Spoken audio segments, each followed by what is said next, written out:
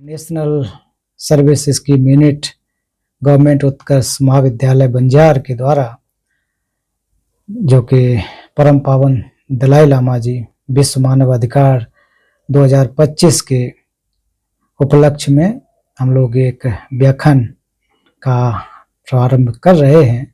उसके लिए पूरी यूनिट को, पूरी जो आपकी इकाई है उसको मैं बहुत बहुत धन्यवाद, हृदय से धन्यवाद देना चाहता हूं। निश्चित रूप से आज का दिन बहुत ज़्यादा महत्वपूर्ण इसलिए है कि विश्व मानव दिवस, तो और उसके बारे में आप लोग अलग अलग स्रोतों से, अलग अलग गुरुओं के माध्यम से सुन चुके होंगे, जानते भी होंगे, लेकिन आज विशेष इसलिए भी है कि इसके साथ करुणा के प्रतीक, शांति के दूत परम पावन दलाई लामा जी से जुड़ा हुआ ये दिन भी है। क्योंकि जो पहचान परम पावन जी की निश्चित रूप से इस विश्व में एक करुणा के प्रतीक, शांति के दूत के रूप में है, इससे कोई अछूती बात नहीं है। और संपूर्ण विश्व, चाहे वो किसी भी पंथ परंपरा किसी का भी हो, वो सभी परम पावन जी को एक हृदय की गहराइयों से स्वीकार करते हैं और सभी लोग उनको मानते हैं। तो इसमें मान्यताओं के अनुसार केवल बौद्ध धर्म के ऐसा नहीं है, संपूर्ण जगत के लोग। आज अगर विश्व मानव अधिकार की बात करें और वो भी परम पावन दलाई लामा जी के संदर्भ में, तो कुछ बातें आप लोगों को जाननी चाहिए कि आखिर को परम पावन दलाई लामा जी कौन हैं। अक्सर हम लोग एक तिब्बती धर्मगुरु के रूप में, एक निर्वासित व्यक्ति के रूप में, तिब्बत के राष्ट्राध्यक्ष के रूप में ये मोटी मोटी बातें जानते हैं, लेकिन प्रमुख रूप से दलाई लामा जी कौन है उसको हमको पहचानना चाहिए। खास करके हमारे भारतीय बहनों को, हमारे भारतीय भाई बहनों को, बहनों कोई नहीं, भारतीय जो संपूर्ण भारतीय लोग उनको जानना चाहिए कि आखिर को परम पावन जी कौन है। मोटा मोटी रूप में जैसा कि मैंने पूर्व में कहा उस तरह से हम परम पावन जी को समझते हैं, लेकिन गहराई से अगर देखेंगे तो परम पावन जी, परम पावन Dalai Lama his holiness the 14th great Dalai Lama जिनको हम लोग कहते हैं, कि उनकी जो जीवनी और संक्षेप में मैं आपको बताना चाहूँगा, तो आप स्टूडेंट्स के लिए भी वो बहुत ही कारगर साबित होगा। बहुत सारे आजकल आप कंपटीशंस में भी देखेंगे परम पावन जी के बारे में, तिब्बत के बारे में बहुत सारे सवाल भी आते हैं, क्वेश्चंस आते हैं, तो वो आपके लिए भी लाभदायक होंगे, ऐसी मुझे उम्मीद है। परम पावन दलाई लामा जी का जन्म 6 जुलाई 1935 में तिब्बत के एक आमदो प्रांत जैसे कि भारत में अलग अलग प्रदेश होते हैं, उसी प्रकार से तिब्बत को 3 भागों में बांटा गया है, आमदो, खम और Utsang. Utsang is more like central part, और इस तरह जो कि 3 भागों में अगर हम देख लेंगे तो उसमें से दलाई लामा जी का जन्म आमदो प्रांत के छोटे से गांव तकसेर में 6 जुलाई 1935 को होता है। तो ये जो दलाई लामा जी को पहचानने की, जानने की एक व्याख्या, एक परंपरा होती है, उसमें मैं नहीं जाना चाहूँगा। जब वो छोटे थे, जब 2 वर्ष की आयु में उनको 14वें दलाई लामा के रूप में माना गया, पहचाना गया, अर्थात 13वें दलाई लामा जी के ये अवतार हैं। तो ये अवतारी परंपरा बौद्ध धर्म में है, पुनर्जन्म की व्यवस्था है। तो उनको 14वें दलाई लामा जी के रूप में पहचान करके फिर तिब्बत की राजधानी ल्हासा लाया गया। ल्हासा में परम पावन दलाई लामा जी का जो अध्ययन होता है, पूरा का पूरा अध्ययन, जिसमें कि जैसा कि अभी आपको डॉक्टर साहब बता रहे थे गेशे का क्या मतलब होता है, तो संपूर्ण अध्ययन परम पावन दलाई लामा जी ने गेशे का अध्ययन वो प्राप्त किया। और उसका अध्ययन करने के दौरान जब वो मात्र 16 वर्ष के थे, तो हम लोग सोच सकते हैं कि आप लोग के एनएसएस में जो कि स्टूडेंट्स होंगे या कॉलेज में स्टूडेंट्स होंगे, 16 वर्ष की आयु में बहुत ज़्यादा हम लोग कर नहीं सकते हैं, इतना जो कि हम शारीरिक रूप से या मानसिक रूप से इतने विकसित नहीं होते हैं कि हम अपने जीवन को या अपने परिवार को चला सकें। लेकिन 16 वर्ष की अवस्था में परम पावन दलाई लामा जी तिब्बत के एक राजनीतिक रूप से राष्ट्राध्यक्ष और धार्मिक रूप से सर्वोच्च गुरु के रूप में उनको मान्यता मिलती है, अर्थात वो उस दोनों पदों पर आसीन होते हैं। और उस समय से तिब्बत में धीरे धीरे जो कि चीनी आक्रमण प्रारंभ हुए। तो लगभग 1950 की ये बात मैं कह रहा हूँ। तो 1950 में जब राज सत्ता, धार्मिक सत्ता दलाई लामा जी ने संभाली, केवल ये सत्ता संभालने की बात नहीं थी, 60 लाख तिब्बती भाई बहनों के एक प्रकार से गार्जियन के रूप में वो निकल करके आए, अर्थात एक पिता के रूप में हम कह सकते हैं। जो पिता माँ जो बच्चों का रख रखाव करता है, संपूर्ण चीजें देखता है, उस तरह से परम पावन जी ने 16 वर्ष की अवस्था में, मात्र 16 वर्ष की, तो हम लोग सोच सकते हैं कि 16 वर्ष में हम लोग क्या कर सकेंगे। और फिर 16 वर्ष होने के बाद जब वो 24 वर्ष के होते हैं 1959, उस समय चीन के द्वारा तिब्बत में आक्रमण किया गया, और आक्रमण के उपरांत बहुत सारे वहाँ पर जो कि विनाश हुए, जिसको चाइना कल्चर रिवोल्यूशन कहते हैं, सांस्कृतिक एक प्रकार से क्रांति। तो वो सांस्कृतिक क्रांति न होकर के सांस्कृतिक बर्बादी को हम कह सकते हैं, जिसमें 6-7 हजार से अधिक बुद्ध विहारों को तोड़ा गया, जहाँ पर भिक्षु लोग अर्थात नन और मंक्स अध्ययन किया करते थे। हजारों वर्ष प्राचीन परंपरा थी, हजारों वर्ष कहा जाए तो भारत से गई हुई 8वीं शताब्दी की परंपरा 20वीं शताब्दी में लगभग 1200 साल बाद उसको जमींदोज कर दिया जाता है। बहुत ज़्यादा डिस्ट्रक्शंस हुए, बहुत सारे जो वहाँ के स्थानीय मंक्स थे, नन्स थे, ले पर्सन थे, उनकी निर्मम हत्या कर दी। तो ऐसे चुनौती भरे समय में भी परम पावन दलाई लामा जी ने विचार किया कि क्यों नहीं अपने लोगों की रक्षा के लिए मैं आवाज़ उठाऊं, लेकिन ऐसी स्थिति में आवाज़ उठा पाना मुश्किल होगा। उसके अलावा जो भारत की परंपरा, जो नालंदा विश्वविद्यालय की परंपरा को तिब्बती लोगों ने 8वीं शताब्दी से लेकर के इस 20वीं शताब्दी तक लगभग 1200-1300 वर्षों तक संजो कर रखा, वो पूरी तरह से विनाश न हो जाए, तो उसको संरक्षित करने के लिए जो अनुवाद किए गए थे ग्रंथ, उनका उन्होंने जो तिब्बत से भाई बहन जब तिब्बत से भारत में आए तो वो साथ लेकर के आए। तो मकसद आने का परम पावन जी का यही था कि जो हमारी प्राचीन सभ्यता है, जो धर्म, दर्शन, भाषा, संस्कृति, इसका रख रखाव किया जाए।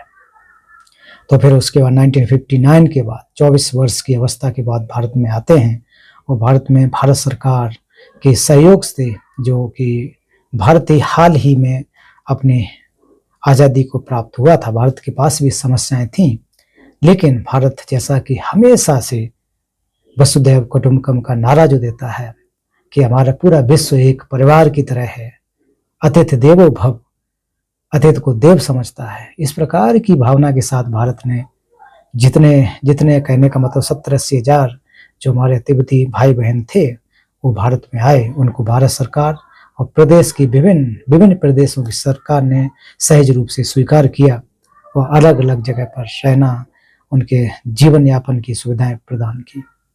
तो इस संक्षेप में अब जाने कि दलाई लामा जी भारत में किस प्रकार से आए। इतने अत्याचार होने के बावजूद भी दलाई लामा जी ने स्पष्ट रूप से कहा कि हमें किसी भी तरह से चीनियों का एक प्रकार से हिंसात्मक रूप से दमन नहीं करना है। हिंसात्मक रूप से मतलब किसी भी प्रकार की मार काट करके बिना रक्त का एक भी बूंद बहाए हमें अपने मार्ग पर चलना है।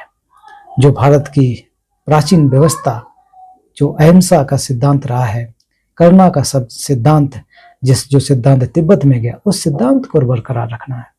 हम अपने अहिंसात्मक मार्ग पर चलते हुए, जिस प्रकार के भारत के महात्मा गांधी जी ने अहिंसात्मक मार्ग को अपनाते हुए भारत को आज़ादी दिलाई, उसी प्रकार से हम लोग भी अहिंसात्मक रूप को अपनाते हुए निश्चित रूप से इस देश को मुश्किलों से आज़ाद करूंगा, इस प्रकार की प्रेरणा लेकर के भारत में आकर के विभिन्न स्थानों पर, विभिन्न देशों में परम पावन दलाई लामा जी पधारे।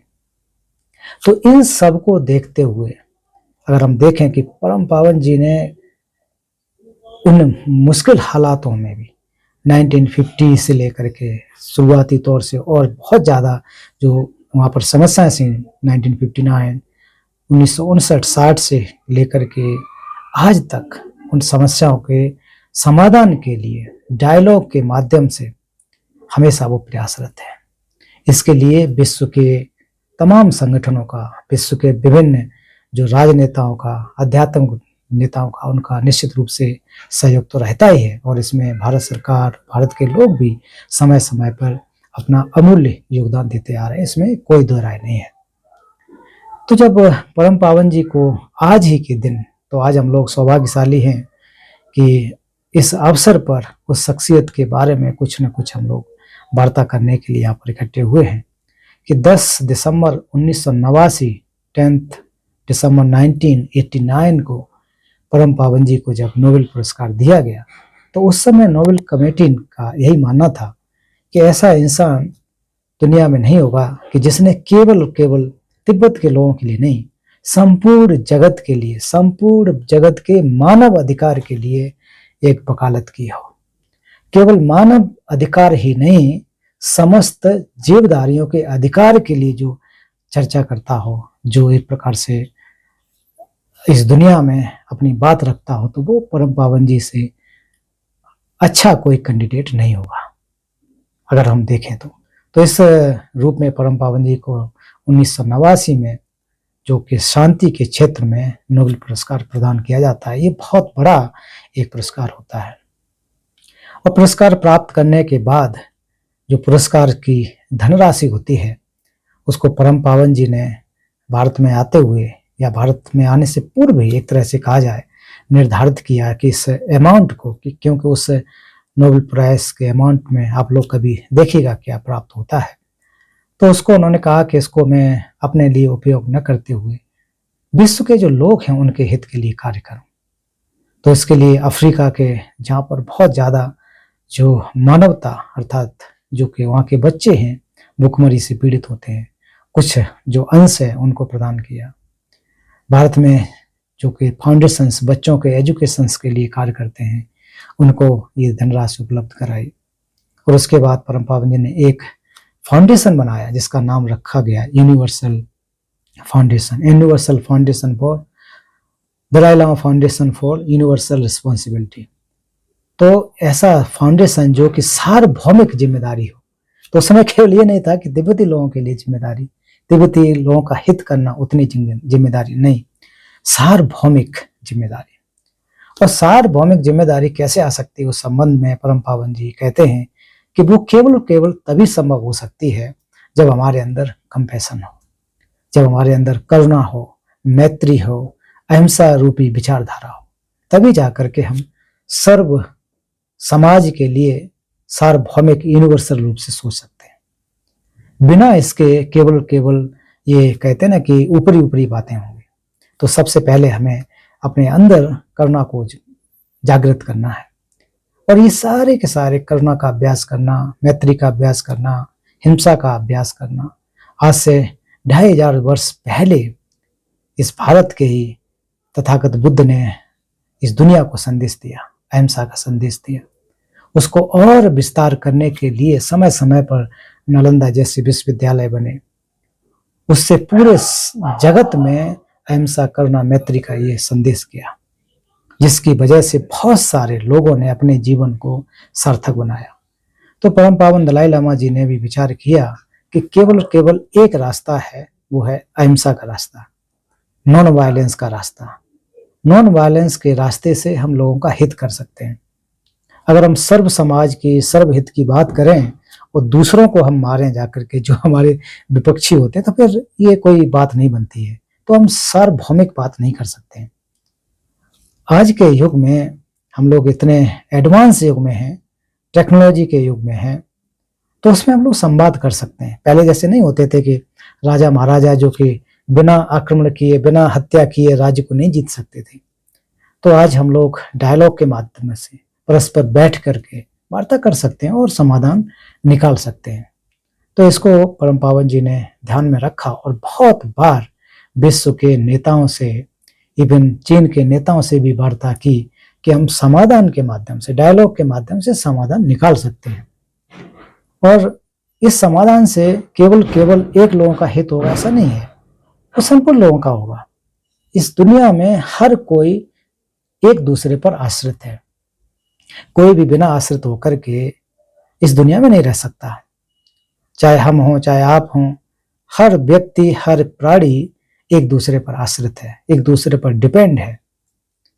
अगर कोई व्यक्ति चाहे कि मैं किसी पर डिपेंड नहीं हूं, अगर मान लीजिए उस व्यक्ति को इस दुनिया में अकेले रहने दिया जाए, तो वो कैसे व्यवहार करेगा, कैसे बातचीत करेगा, बोली भी उससे नहीं आएगी, भोजन भी अपना व्यवस्था नहीं कर पाएगा, इधर उधर जा भी नहीं सकेगा, क्योंकि बहुत सारे लोगों के माध्यम से ट्रांसपोर्टेशन बनते हैं, भोजन की व्यवस्था होती है, जो संचार या फिर हम लोगों के जो आदान प्रदान का जो माध्यम होता है, अभिव्यक्तियों का, बातों का संवाद, तो वो व्यक्तियों के आधार पर होता है। एक व्यक्ति चाहे इस दुनिया में रहे तो वो एक तरह से अपने आप में पागल हो जाएगा, वो अपने आप बिना कहे गूंगा हो जाएगा, बहरा हो जाएगा। इस तरह की चीजें जो है व्यक्ति के साथ संभव है। तो परम पावन जी के इन प्रयासों को देखते हुए संपूर्ण जो कि विश्व के नेताओं गणों ने समझा कि परम पावन कोई आसान व्यक्ति नहीं है, कि छोटी सी उम्र में लेकर के आज इतने उम्र तक, आज 90 ईयर्स के हो गए, और पूरे तिब्बती लोगों के अलावा संपूर्ण विश्व के मानव जगत, विशेषकर मानव जगत के अधिकारों के लिए पूरा प्रयास करते रहे। इन 75 वर्षों के दौरान परम पावन जी के अगर हम लोग कार्यों को देखें तो शायद उंगलियों पर गिनाना संभव नहीं होगा। तो मैं यहाँ आपके सामने डॉक्टर साहब के अनुरोध पर आया हूँ, ऑनलाइन के माध्यम से चर्चा कर रहा हूँ, तो संपूर्ण चर्चा कर पाना संभव नहीं है, क्योंकि परम पावन दलाई लामा जी अपने आप में एक जीते जागते उदाहरण हैं, एक प्रकार से एग्जाम्पल है, हिस्ट्री है, इतिहास है। वो उनके जीवन के हर पहलू को हम लोग समझ सकें।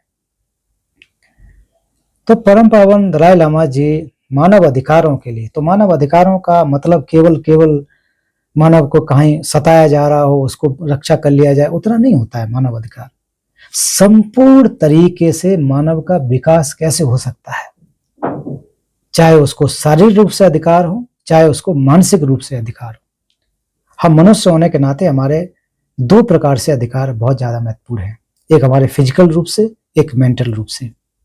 क्योंकि इस संपूर्ण मानव में अगर देखोगे तो दो ही पक्ष होते हैं, एक तो हमारा जो शारीरिक फिजिकल और दूसरा मेंटल, इसके अलावा तीसरा पक्ष नहीं होता है। जब तक हम दोनों इन एस्पेक्ट से, दोनों पक्षों से परिपूर्ण नहीं होंगे, तब तक हम लोग संपूर्ण मानव नहीं बन पाते हैं।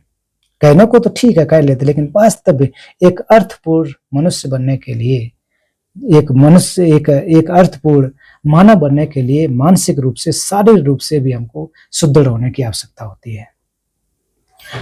ये ऐसे हम समझें, जैसे कि आप स्टूडेंट्स लोग यहाँ पढ़ाई कर रहे हैं, तो पढ़ाई के माध्यम से क्या चाहते हैं, ज्यादातर उद्देश्य है कि हम अच्छे से अच्छे कार्य को करके, अध्ययन करके, नौकरी प्राप्त करके, या फिर जहाँ भी हमारे जो भी जॉब्स हों उनको करके अच्छे पैसे को कमा करके अपने जीवन यापन का अच्छा कर लेंगे, अच्छा भोजन मिलेगा, अच्छा रहने को मिलेगा, अच्छा क्या कहते हैं कि या इधर उधर जाने के लिए ट्रांसपोर्टेशन मिलेगा। तो ये सारे के सारे क्या है, फिजिकल कंफर्ट के लिए हम लोग प्रयास करते हैं, चाहे साइंस हो, मैथ हो, जो भी विषय दुनिया में इसमें तमाम है, अनगिनत प्रकार के विषय हैं, उससे हम किस प्रकार से अपने फिजिकल इस व्यवस्था को चला सके। आप लोग देख सकते हैं ज्यादातर ये हम लोगों का उद्देश्य होता है। उसके साथ साथ कि अगर हम अपने मन को सुदृढ़ करते हैं, ठीक करते हैं, क्योंकि हमारे मन में बहुत सारे विकार होते हैं, विकार के रूप में, बुराई के रूप में, जैसे हमारे अंदर एंगर आप देखें, हेटेड, जेलस, ये हम सब के अंदर है, हम सब के अंदर है। हम अब उसका आकलन कर सकते हैं, छोटी छोटी बातों को लेकर के हम लोग कितने झगड़ते रहते हैं, क्रोधित हो जाते हैं, मारपीट करने लगते हैं। ये सारे के सारे क्या है, हमारी इग्नोरेंसेस हैं, अविद्या है। तो इससे क्या सिद्ध होता है कि हम मानसिक रूप से अभी पूर्ण रूप से सुदृढ़ नहीं है, मानसिक रूप से हम फिट नहीं हैं। और जिनका मानसिक रूप से एक प्रकार से सुदृढ़ हो जाते हैं, वो निश्चित रूप से संत पुरुष कहलाते हैं, या फिर महामानव के रूप में कहलाते हैं, विद्वान कहलाते हैं। विद्वान तो जरूर नहीं है कि खैर विद्वान हो तो उसका मन ठीक ही हो, ऐसा कुछ नहीं है। तो कुल मिलाकर के आप देखो, जितने भी अलग अलग परंपराओं में जो भी हुए हैं, चाहे आपकी वैदिक परंपरा में हो, बौद्ध परंपरा में हो, या फिर जाके इस्लाम में हो, या फिर जो हमारे क्रिश्चियनिटी में हो, कितने अच्छे अच्छे संत पुरुष। संत पुरुष का मतलब ये नहीं है कि केवल आप सर वर मुड़ा करके कमंडल लेके पहाड़ वहाड़ पे बैठते हो तभी जा करके, ऐसा नहीं है। संत का मतलब कि जिसके मन से ये बुराइयां, ये इस प्रकार के एंगर, क्रोध नष्ट हो गए। तो इसके लिए भी परम पावन जी ने क्या प्रयास किया कि मानव को फिजिकल रूप से, जो फिजिकल हाइजीन है, या फिर अपने शारीरिक रूप से हम अपने को सुदृढ़ रखते हैं, उसके साथ साथ मेंटल हाइजीन की भी आवश्यकता है। तो मेंटल हाइजीन को ठीक करने के लिए क्या चाहिए हमको? अहिंसा चाहिए, कंपैशन चाहिए, मैत्री चाहिए। ये तीनों इतने बड़े हथियार हैं कि अगर हमारा दिल कार्मिक होगा, कंपैशनेट होगा, तो हम बहुत सारे लोगों को, अर्थात कह सकें दुनिया के सभी लोगों को अपने पास, अपने गले लगा सकते हैं। अगर हमारा अंदर क्रोध है तो हम किसी को भी गले नहीं लगा सकते, इवन अपने आप से भी हम लोग नफरत करते हैं। जबकि ये जीवन कितना अच्छा मिला हुआ है हमको, मानव जीवन मिला है। मानव जीवन और जानवर जीवन में हम लोग अंतर करना चाहें तो ये देख सकते हैं कि हम लोग कम से कम सोच विचार कर सकते हैं, कल की प्लानिंग कर सकते हैं, पास्ट से सीख सकते हैं, अभी अपने जीवन को अच्छा चला सकते हैं, परिवार को, समाज को, सबको अच्छा कर सकते हैं। इतना ब्यूटीफुल माइंड, इतना अच्छा ये जो हमको माइंड मिला हुआ है, लेकिन धीरे धीरे धीरे धीरे हम लोग क्या करते हैं, इसको दूषित कर लेते हैं। तो इसको ठीक रखा जाए, इसके लिए दलाई लामा जी ने लगातार प्रयास किए हैं। तो उसके लिए सार्वभौमिक जो हमारी यूनिवर्सल रिस्पॉन्सिबिलिटी, तो यूनिवर्सल रिस्पॉन्सिबिलिटी के लिए क्या, किस तरह से होती है, तो उसमें सबसे पहले दलाई लामा जी ने कहा कि हम जो लोग हैं, या उनके एक प्रकार से कहा जाए कमिटमेंट्स, उनकी प्रतिबद्धता, कि हम किस तरह से पूरे लोगों का हित कर सकते हैं। तो उन्होंने कहा कि जो कि मानव मूल्य हैं उनका रख रखाव होना चाहिए, रख रखाव अर्थात उन पर और डेवलपमेंट होना चाहिए, प्रमोशन ऑफ ह्यूमन वैल्यू। तो ह्यूमन वैल्यू मार काट करना नहीं है कि लोगों को हत्या करना है, लोगों की जो कि चोरी करनी है, व्यभिचार करना है, गाली गलौज करना, ये मानव मूल्य नहीं है। मानव मूल्य क्या है? करुणा, मैत्री।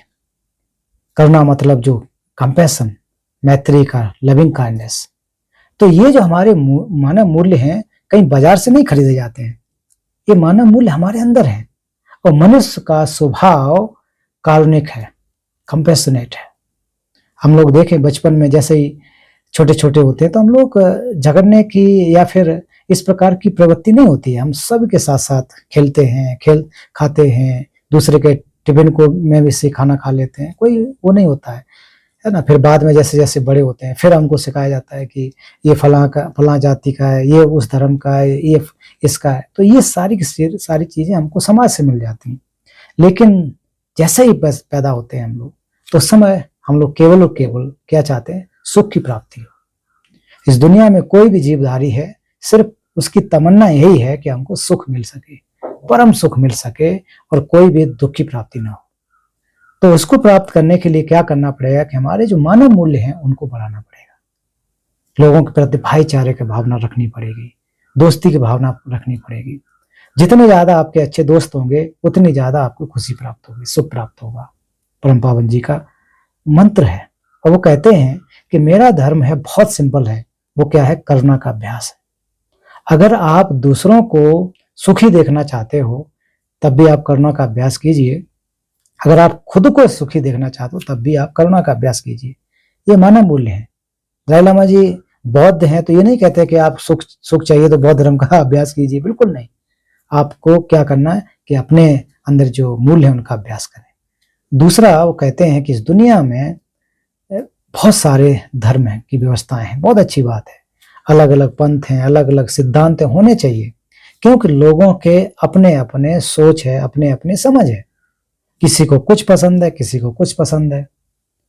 उसी प्रकार से मान लीजिए कि किसी रेस्टोरेंट में अगर जाते हैं तो उसमें बहुत सारे एक मेनू में खाने जो कि भोजन के नाम होते हैं। ऐसा तो नहीं ऊपर से 1 नंबर से लेकर के 20 नंबर तक एक ही हो, दाल चावल लिखा हो। तो अगर एक ही सेम होगा तो कोई नहीं खाएगा, वो बंद हो जाएगा रेस्टोरेंट ना। ये क्यों उसने रखे? इसलिए क्योंकि लोगों के अपने अपने स्वाद हैं।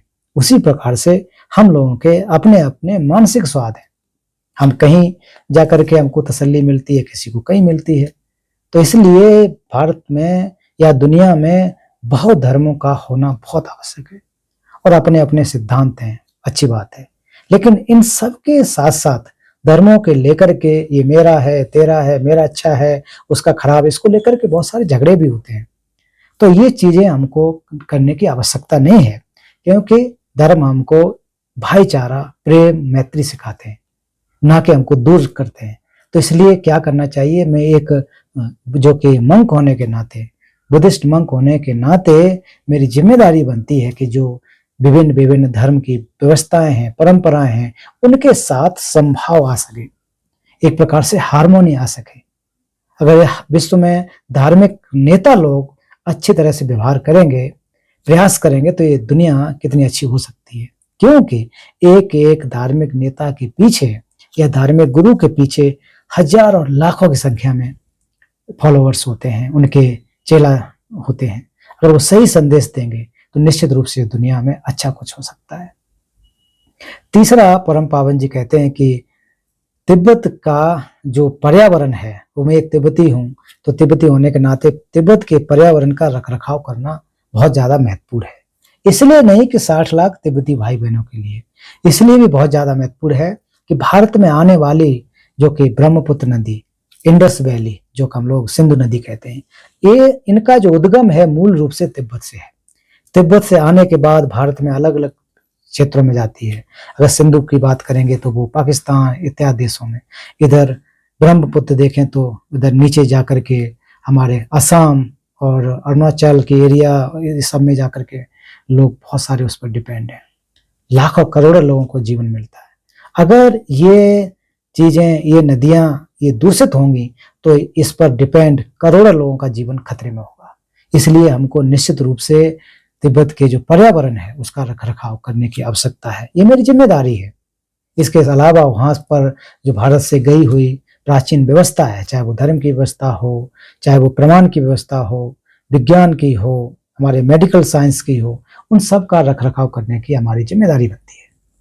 चौथा, उनकी एक जिम्मेदारी जो संपूर्ण विश्व को लेकर के, ऐसा नहीं है कि वो केवल तिब्बती लोगों के लिए कह रहे हैं, कि भारत की प्राचीन विद्या का हमको पुनरुद्धार करना है। तो प्राचीन विद्या का मतलब खास करके जो नालंदा परंपरा की व्यवस्था थी, नालंदा विश्वविद्यालय की व्यवस्था थी, जहां पर आप नालंदा विश्वविद्यालय को देखेंगे 5वीं शताब्दी से, अधिकतम ये कहा जाता है 5वीं शताब्दी से लेकर के 13वीं शताब्दी तक 800 वर्षों तक इसमें विश्व के तमाम विद्वान यहाँ पर आए। और ऐसा भी है कि विश्व की सबसे प्राचीन ये एक विश्वविद्यालय था, जहाँ पर बौद्ध धर्म के अलावा अलग अलग गणित का अध्ययन वहां पर होता था। जैसा कि आप लोगों ने नाम सुना होगा, जीरो को देने वाले आर्यभट्ट, वो भी वहां के विद्वान थे। जो हमारे क्वांटम फिजिक्स को देने वाले, आज जो पाश्चात्य देशों की क्वांटम फिजिक्स, उसको नागार्जुन ने वहां पर एक प्रकार से और एलेबरेट किया। वो तो ऑफकोर्स भगवान बुद्ध ने 2500 वर्ष पहले जो शून्यता का दर्शन दिया था उससे ही पता लगा, लेकिन और उसको एक्सप्लेन करके नालंदा से ये प्रारंभ हुआ। हमारे जो खगोल की व्यवस्था है, जो खगोल विज्ञान या नक्षत्र की, वो भी व्यवस्था नालंदा से गई। तो इसमें केवल और केवल बौद्धों का हो ऐसा नहीं है, संपूर्ण मानव जगत के लिए ये व्यवस्थाएं वहां से चली हैं। लेकिन उनमें से विशेष कि हमारे मन को कैसे ठीक किया जा सके, वो साइकोलॉजी, जो हमारे मन और मन के जो फैक्टर्स होते हैं, जिसको टेक्निकल रूप से चित्त और चैत से कहा जाता है, उनको हम कैसे ठीक कर सकें, उसको अगर हम ठीक करेंगे तो निश्चित रूप से इस दुनिया के सभी लोगों के हित हो सकता है, सबका कल्याण हो सकता है। तो परम पावन जी ने इसके लिए एक हाल ही में कुछ वर्ष पहले एक और बड़ा एक प्रोग्राम लॉन्च किया, उसका नाम सी लर्निंग रखा। सी मतलब एस फॉर सोशल, जैसा सोशल, ई मतलब इथिकल, और दूसरा ई इमोशनल लर्निंग मतलब प्रशिक्षण। तो हम लोग सामाजिक प्राणी हैं, सामाजिक होने के नाते हमारे इथिकल होने चाहिए, क्योंकि हमारे अंदर इमोशंस हैं, फिर इमोशंस को डील करने के लिए एथिक्स की आवश्यकता होती है। तो इसको अप्लाई किया और आज विश्व के कई देशों में इसको मानने वाले, इसको अध्ययन करने वाले लोग हैं, जिससे कि कम करोड़ों लोगों को लाभ प्राप्त हुआ है। तो इस मोटा मोटी रूप में देखते हुए कि परम पावन जी के जो 90 वर्ष के, खास करके 16 वर्ष की अवस्था के बाद से आज 75 वर्ष की इस आयु तक परम पावन जी को विश्व के सबसे प्रसिद्ध पुरस्कार प्राप्त हुए। कोई शायद पुरस्कार नहीं होगा जो उनको प्राप्त न हुआ हो। तो यहाँ कभी आप लोग धर्मशाला में आए तो उनकी एक लाइब्रेरी को देख सकते हैं, जहाँ पर उनको 80 से अधिक विभिन्न यूनिवर्सिटी से डॉक्टरेट की जो मानद डिग्रियां प्राप्त हैं। 60-70 देशों के उनको एक प्रकार से कहते हैं ना कि सिटी का जो की वो कहीं भी जा सकते हैं। उसके अलावा हजारों की संख्या में दलाई लामा जी को पुरस्कार प्राप्त हुए, ये स्पेशली उनके लिए यहाँ पर बनाया गया है। तो एक इंसान ने जिसका देश छूटा हो, जिसके लोग परेशान रहे हों, एक भी रक्त का बूंद बहाए विश्व में सर्वश्रेष्ठ व्यक्ति साबित हुआ, तो उससे बड़ा मानव अधिकार के वकालत करने वाला इंसान नहीं है। वैसे इस दुनिया में है तो जैसे बहुत बड़ा संस्थान बना, जैसे कि शायद यूएनओ को आप देख लो 1945 में बना, या मानव अधिकार की बातें करते हैं। तो मानव अधिकार की बात करने के साथ साथ अगर देखोगे तो इसमें एक व्यक्ति का, एक देश का अधिकार होता है। किसी ने वीटो पावर लगा दिया तो बस अधिकार उसी का हो गया, और अक्सर हम देखते हैं ये। तो ये सब बातें हैं मानव अधिकार की कहने वाले, लेकिन धरातल पर मानव अधिकारों पर कार्य करने वाले, बातचीत करने वाले परम पावन दलाई लामा जी से हट करके कोई दूसरा व्यक्ति नहीं है। और मैंने अपने व्यक्तिगत जीवन में पिछले 20 वर्षों से देखा है, और उनका एक आधिकारिक रूप से अनुवादक होने के नाते पिछले 12-13 वर्षों से और नजदीक से समझ सका कि ऐसा ही नहीं है कि केवल जो बातें करते हों, प्रैक्टिकली रूप से। आज आप देखेंगे कि या किसी को आप में से कभी मौका मिला हो कि परम पावन जी के पास मिलने वाले लोग जब मिलने आते हैं तो बड़े कहते हैं ना कि घबराए हुए जैसे होते हैं। कोई ना कोई अपनी फरियाद लेकर के आता है, और जैसे ही दलाई लामा जी के सामने जाते हैं बड़ा शांत होकर के। ऐसा नहीं है कि कुछ उनको कोई चेक दे देते हो उससे उनकी सुख आ जाता है, ऐसा नहीं है। एक उनका एक ऑरा ऐसा है, उन्होंने प्रैक्टिकली रूप से इसको जिया है। इसलिए परम पावन जी की एक आज के दिन में और प्रासंगिकता होती है कि मानव अधिकार की अगर बात करें, वैसे हर साल हो गए बड़े बड़े आयोजन होंगे ह्यूमन राइट्स। अगर ह्यूमन राइट्स की बात बड़े बड़े देश करने वाले जो बात करते हैं वही लोग हथियार बेचते हैं। अगर मानव अधिकार की बात करने वाले देश हों तो मानव अधिकारों को तभी ठीक किया जा सकता है कि आप अहिंसा की बात करें। तो अहिंसा को बात न करके हिंसा की बात करके पीछे से किस देश में कितना युद्ध हो रहा है, या युद्ध भड़काना, उस देश को हथियार बेचना, तो ये सारे कैसे हो रहे हैं। और जब दलाई लामा जी कहते हैं कि विश्व में शांति स्थापित करने के लिए हमको हथियारों को खत्म करना पड़ेगा, एटम्स को खत्म करना पड़ेगा, इसको जो सही है उपयोग उसको उपयोग करना पड़ेगा, एटॉमिक एनर्जी के रूप में उपयोग करना पड़ेगा, ना कि बॉम्ब बनाने के लिए। तो इस तरह की परम पावन दलाई लामा जी वकालत करते हैं कि मानव अधिकार की अगर बात करें तो हम लोग समस्त अधिकारों की, कि मेरा इस देश से नहीं बनता है तो हम इस पर बॉम्ब गिरा दें, इससे नहीं बनता है तो हम उस पर अटैक कर दें, इस प्रकार का नहीं।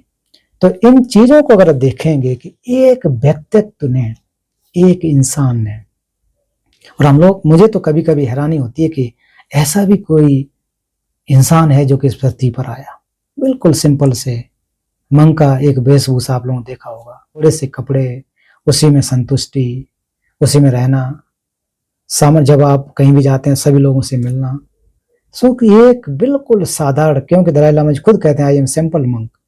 तो एक सिंपल मंक ने इस दुनिया में कितना योगदान दिया है, और खास करके हम भारतीय लोगों को, भारत की परंपरा को कहां तक उन्होंने पहुंचाया। और परम पावन जी हमेशा यही कहते हैं कि मैं भारत का वास्तविक पुत्र हूं, क्योंकि जो मेरा ज्ञान है वो भारत के विद्वानों की वजह से मुझे प्राप्त हुआ है, जो मेरा शरीर है वो भारत के भोजन से बना हुआ है, तो मैं भारत का एक अपने आप को पुत्र कहता हूं। और ये कोई दो राय नहीं है, विश्व रूप से परम पावन जी एक भारत के सच्चे सपूत हैं, कोई ऐसे नहीं छोटे मोटे, सच्चे जो सपूत कह सकते हैं, पुत्र कह सकते हैं। उन्होंने 1959-60 के बाद से लेकर के आज 2025 तक इस देश के एक प्रकार से जो संदेश हैं वो दुनिया में पहुंचाए। और दलाई लामा जी के उनको अनुसरण करने वाले इस देश में ऐसे हजारों की संख्या में सेंटर्स होंगे जो परम पावन जी के विचारों को लेकर के मानव के हित के लिए कार्य कर रहे हैं। तो मैं आज के समय में इतना ही कहना चाहता हूं कि परम पावन दलाई लामा जी निश्चित रूप से एक विश्व की धरोहर हैं। वो तिब्बत के दलाई लामा नहीं है, संपूर्ण जगत के दलाई लामा है। और हम लोग और खास करके आप लोग और सौभाग्यशाली हैं कि आपके प्रदेश में दलाई लामा जी पिछले इतने 60-70 वर्षों से रह रहे हैं। आपके लोग, आपकी सरकार उनका रखरखाव कर रही है, देखभाल कर रही है। तो आप लोगों के लिए, हिमाचल प्रदेश के लोगों के लिए गौरव की बात है कि ऐसे विश्व विभूति को आप अपने घर में, अपने जमीन पर उनको एक प्रकार से शरण दे रहे हैं, उनको स्थान दे रहे हैं, जिससे कि हमारे धर्मशाला से लेकर के आप किन्नौर तक जाओगे या स्पीति तक जाओगे, हर हिमालयन क्षेत्र में, हिमाचल प्रदेश में हर जगह बहुत अच्छा एक प्रकार से उनके सहयोग की वजह से बहुत बड़े बड़े शिक्षा संस्थान बने। और भारत में भी दलाई लामा जी की वजह से नालंदा जैसे आई थिंक सैकड़ों की संख्या में बड़े बड़े संस्थान स्थापित किए। कभी आप साउथ इंडिया में जाएं, लद्दाख से लेकर के अरुणाचल तक जाएं, अरुणाचल प्रदेश तक, अपने प्रदेश में देखें, जहाँ शिक्षा का, जो भारत का एक प्रमाण का ज्ञान था, प्रमाण विज्ञान का जो वास्तविक ज्ञान था, शास्त्रार्थ की विद्या थी, उसको जीवित रखा। और यहाँ से विश्व के तमाम लोग लाभ लेकर के अपने जीवन को सार्थक बना रहे हैं। तो ऐसे करुणा के प्रतीक परम पावन दलाई लामा जी निश्चित रूप से मानव अधिकार की वकालत करने वाले विश्व के एकमात्र नेता है। सोचिए कि परम पावन जी जैसे विश्व का हर एक राष्ट्रपति, हर एक प्रधानमंत्री दलाई लामा जी ऐसा हो तो शायद एक हथियार, कहते हैं ना कि जो एक बंदूक या फिर एक चाकू तक की जरूरत नहीं पड़ेगी। कितना मानव जो विश्व है, मानव जगत है, सुख शांति से रहेगा, विश्व में शांति आएगी। तो हम सभी लोग उनके जीवन के लिए दीर्घायु प्रार्थना करें कि वो लंबे समय तक रह सकें और विश्व के लोगों का हित कर सकें, और लोगों का जो मानसिक रूप से परेशान है, जो बहुत सारे उनके मन में जो दुख हैं, उनको हटा सकें, मार्गदर्शन कर सकें। तो मैं इन्हीं बातों के साथ साथ अपनी बात को समाप्त करता हूं और आप सभी का बहुत बहुत धन्यवाद। हमारे professor Shravan Kumar ji, national service scheme के सभी साथियों और गवर्नमेंट उत्कृष्ट महाविद्यालय बंजार कुल्लू के समस्त स्टाफ को भी मैं तहे दिल से धन्यवाद देता हूं कि आज ये अवसर आपने मुझे दिया। अगर किसी को कोई प्रश्न हो तो आप लोग प्रश्न पूछ सकते हैं। थैंक यू, नमस्कार।